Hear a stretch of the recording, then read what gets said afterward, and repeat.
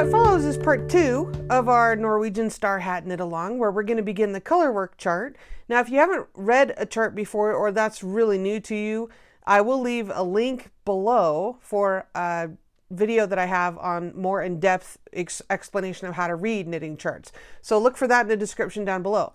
I will go through it step by step here as well, but maybe a little more quickly than you'd prefer. So check that out if you need to. I cast on 96 stitches and did the ribbing of about 2 inches. Now the pattern called for a 112-inch cast on, but I thought that was kind of big for me. However, I am going to show you some modifications that I did with the pattern because I tend to knit color work a little bit more tightly, maybe. And I'll give you some tips about how to mitigate the tightness there and how to make sure that you're carrying your floats along and things are, you know, not cinching down on the middle of your hat. So I'm going to interrupt this tutorial for just a second to give a quick shout out to 3 of our sponsoring patrons, Cary Forster, Brenda Hayden, and Teri Savage. A heartfelt thank you for supporting Purl Together over on Patreon.com. If you're interested in that opportunity as well, there's a link down below, patreon.com/Purl Together, where you can sign up for as little as $5 a month and enjoy extra benefits as part of the Patreon community. We have a private Facebook group, we have patron-only knit night, and there's some other benefits you can read about over there. Thanks again to those 3 patrons. Your support helps keep these videos coming every single week. All right, we finished the ribbing, and for me, I did approximately 2 inches, which is about 12 rows, not counting the cast on. So 13 stitches you can count all together, including the cast on edge. So let's take a look at the chart for a moment. And if you're new to reading charts, I do have a video specifically dealing with how to go about reading a chart. But you'll notice that I went ahead and numbered the blocks. And if you're new to color work or chart reading, I would suggest that you do that too. So it's easier to keep track of where you are. At least it's easier for me. And then I can use the numbers to refer to in the video. But I went ahead and numbered from right to left in the same way that we work our stitches across the needle. That's the way you read a chart. If you're working in the round, you work every row. You read the chart every row from right to left. Now, if you're working a piece that's flat and you're going back and forth, then you would begin going across and then up and then going back and then up and then going back, depending on if you're beginning on the right side or the wrong side row, as we have seen in our current block of the month knit along. That's worked flat, and you do go back and forth in that way, reversing the direction, because in the same way that you turn your work. So I will put the link to that specific video down below in the description, and you can check that out if you like. So this indicates that we have the dark gray as our background color and then 2 other contrasting colors. I'm choosing to just use my main color in the background, and then my contrasting color is all going to be a white yarn that I've chosen. So you may have a different color for the star, and that's okay. By the time we get there, you'll understand what you're doing. So for row 1, it's just going to be this background color, and we're just going to knit all the way around and then switch to our white or whatever contrasting color you've chosen and do another row of that. All right, I'm on row number 1 of the chart, and the pattern just indicates knitting 1 plain row across with my main color. What I'm choosing to do instead is do a quick increase so that I have 112 stitches all the way around for the color portion of the pattern. I know that about myself, that my color work, my floats tend to get a little bit tight even if I size up 1 needle size, which I have. So I did my ribbing in a size 6. I've changed now to a size 7, but during this first row number 1, I'm going to choose to increase quickly to 112 stitches for a couple reasons. One, if you're a new knitter, your floats might be a little bit tight, so we want to account for that. And number 2, I just tend to like a slouchier, looser fitting hat. I want the brim to fit according to my calculations in my negative ease, but I want the body of the hat to be a little more loose and slouchy just because that's the style that I'm choosing to do for this. And also, if you're a beginner, that might help you know, mitigate the tendency to knit the color work panel or portion of the hat a little bit tightly. So what I'm going to do, I have 96 stitches here. 96 divided by 16, because that's the number of chart repeats we have, would give me an increase every 6. So 96 divided by 6 is 16. So you see where I'm going with that. So I should be able to increase, make 1 every 6 stitches. So I've knitted 6, then I'm going to do the lifted bar increase. You can do whatever make 1 style increase you choose. I'm going to do the lifted bar just because it'll blend in with the ribbing okay. It'll look fine. And I don't particularly want to have a leaning. I don't want it to lean necessarily one way or another. So I'm just going to knit across my 6. And then I'm going to lift the horizontal bar between the stitches. Now let me make sure here. Oh, one more. Okay. And I'm going to take this bar that's between the stitches here, and I'm just going to go in underneath with my left hand needle, lift that up and put it on the left, and then I'm going to knit into the back of that. So I give it a little twist, and then it won't create a hole underneath where I've lifted that bar. So then just knit 6 more. And by doing this, we should be increasing a total of 16 stitches evenly spaced all the way around. Okay. So now I've lost count because I was talking. I'm going to go back and look at where my increase is, which is right here. You can tell that because here's your two knit stitches here, then there were 2 purls, and then you can see there's like an extra right here. So then I need to knit 1 more to the end, and then we'll do the bar increase lifted again, lifted bar. So again, all I did was pick up that bar between the stitches with my left needle, and I knit into the back of it. Now, if your needles are not quite as pointy and sharp as mine and you have trouble going into the back, you can just come forward like this and kind of do this rolling maneuver to get into the back of that. Okay, 6 more, and just continue in this way all the way around, and then double count that you have a 112 stitches before we begin the rest of the pattern.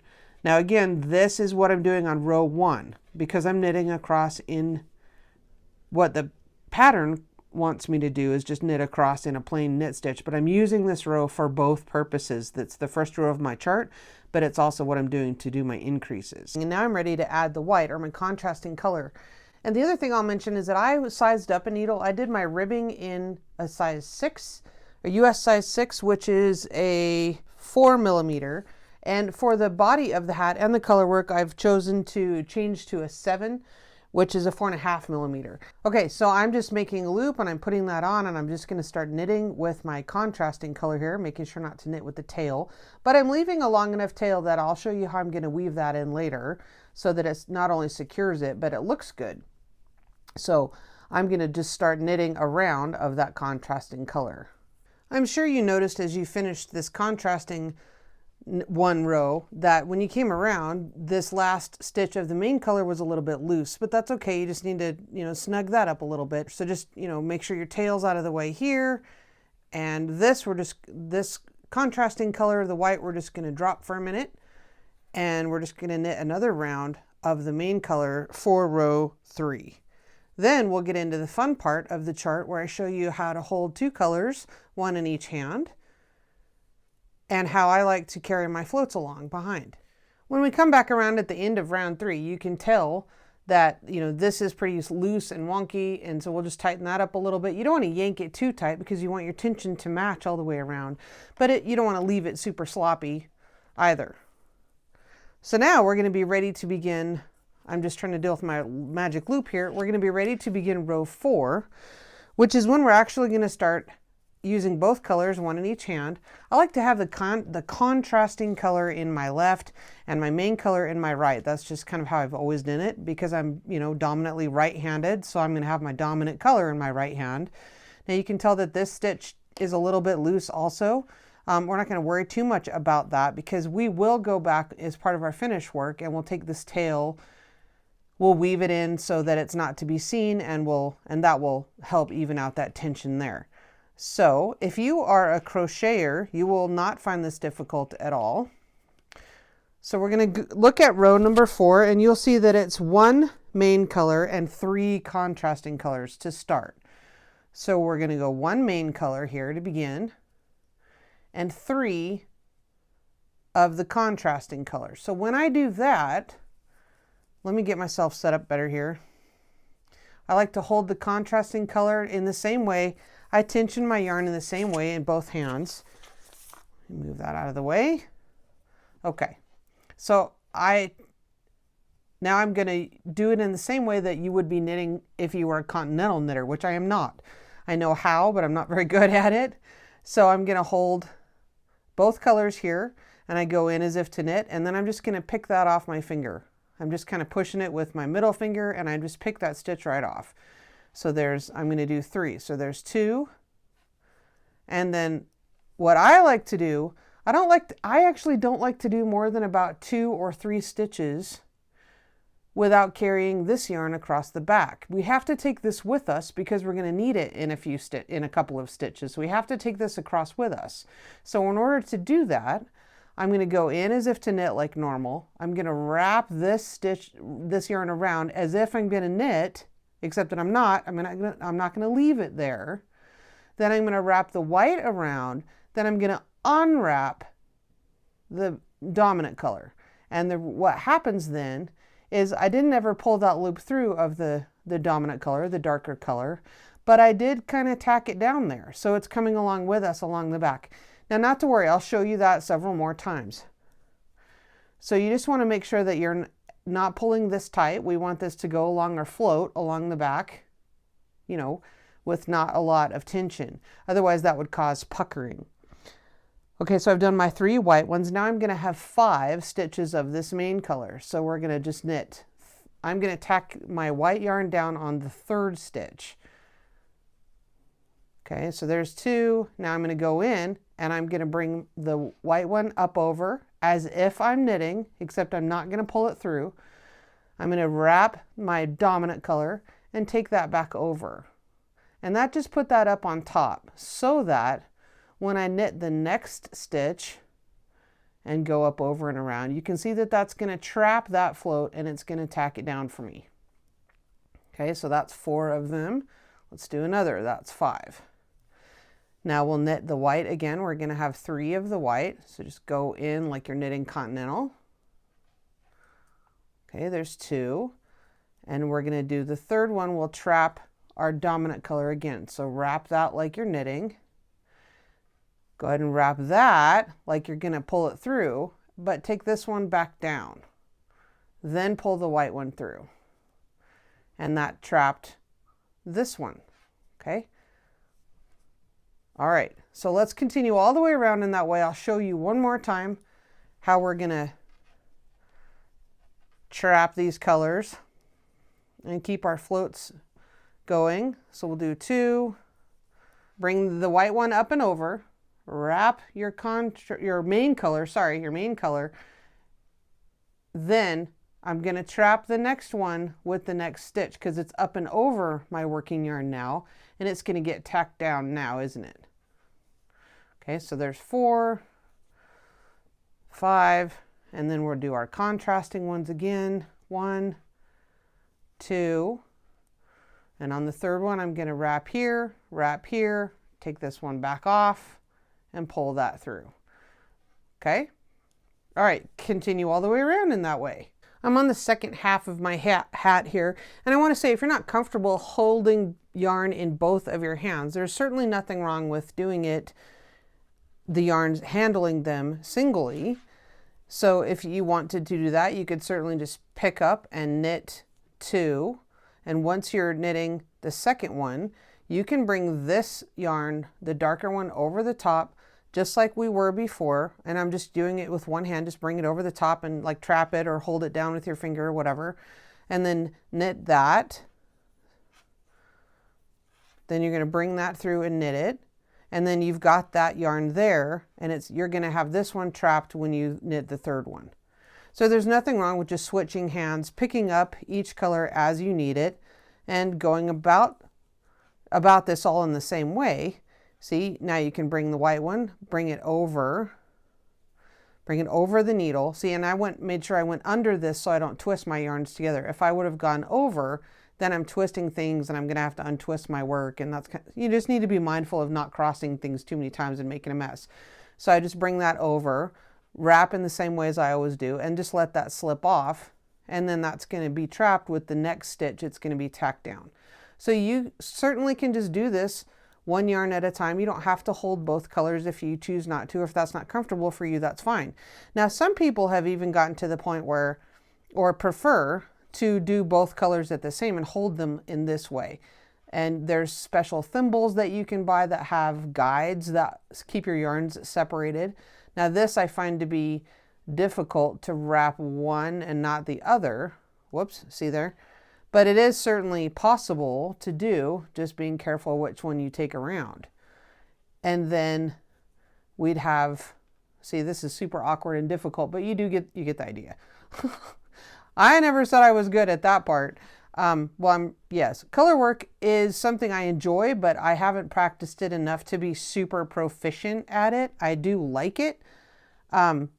But yeah, I certainly have room for improvement. Obviously, I'm fumbling around with it this way. This is not my normal way of doing it.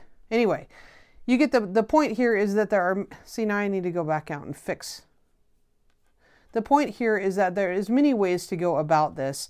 Everyone has their preferences. And if you're not comfortable holding colors in both hands, you can just, pick them up and knit them as you need them. And that's totally fine. So you'll discover what works best for you just with practice. See, I'm going to go ahead and pick this up. I think it's faster to hold one in each and manipulate. It's easier for me to manipulate that. And then, go to my next color this way. Okay, and then I'm going to tack this by wrapping it. I'm going to grab that, unwrap, and bring that through.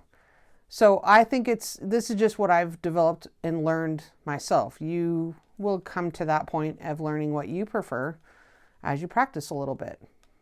Row 5 now is going to be 2 of the main color and 1 contrasting, and then 3 and 1, 3 and 1, 3 and 1. So that's pretty easy to remember all the way around.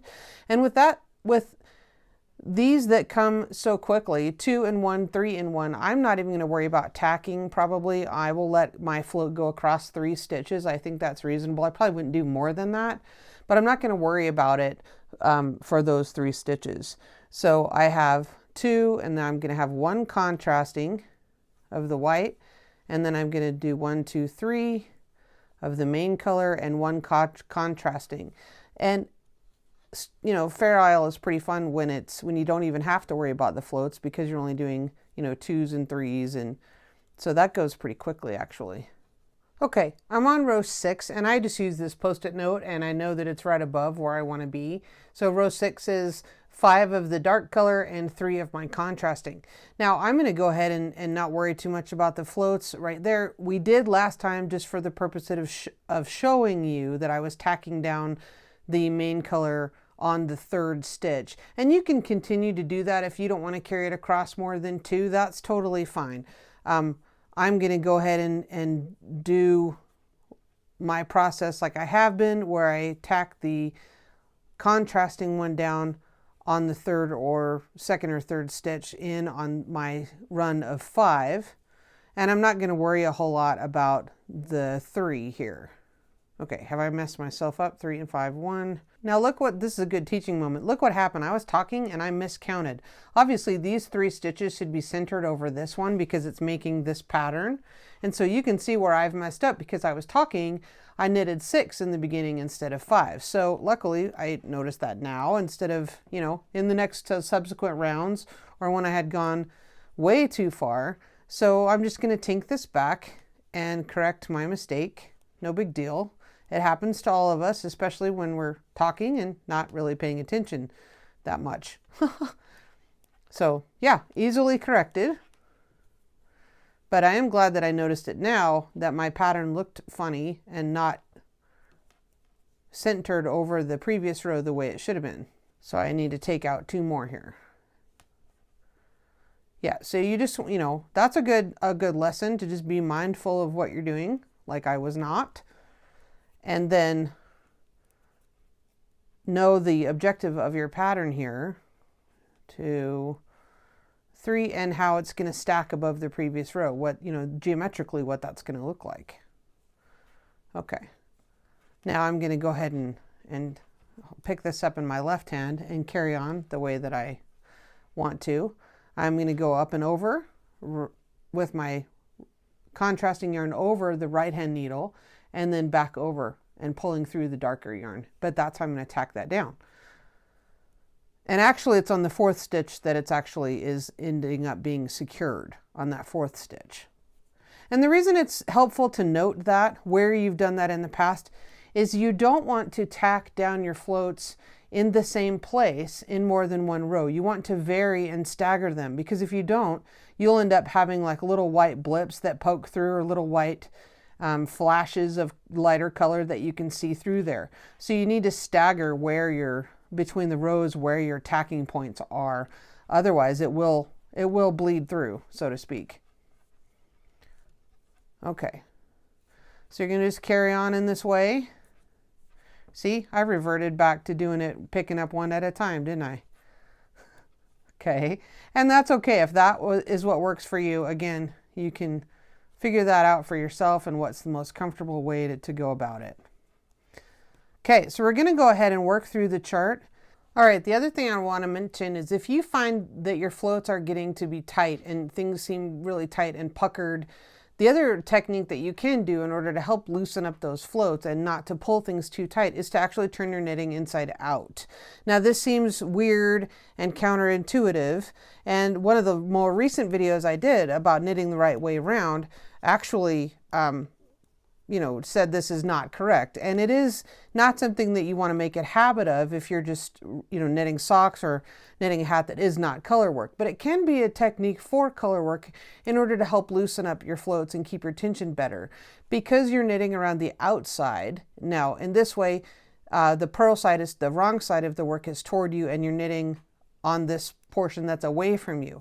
And the reason that it can help even things out or loosen things up is because you're knitting around the outside of what you have going here, the circumference of your hat, instead of knitting around the inside. So it does cause more, obviously it takes longer to travel around the outside of a circle than it does the inside. So that can help loosen up your floats if you're noticing that things are getting a little tight.